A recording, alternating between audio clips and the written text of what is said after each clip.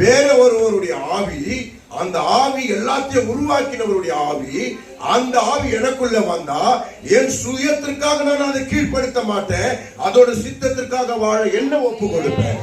இதுதான் வாழ்க்கை, இதுதான் தேவனை சார்ந்து வாழ்கிற வாழ்க்கை. அப்ப முக்கியத்துவம் யாருக்கு? என்னுக்குள்ள இருக்கிற ஆவியானவருக்கு. ஆவியானவர் எங்க பலப்படுவாரு, ஆவியானவர் எங்க சந்தோஷப்படுவாரு, ஆவியானவர் எங்க மன மகிழ்ச்சியா இருப்பாரு.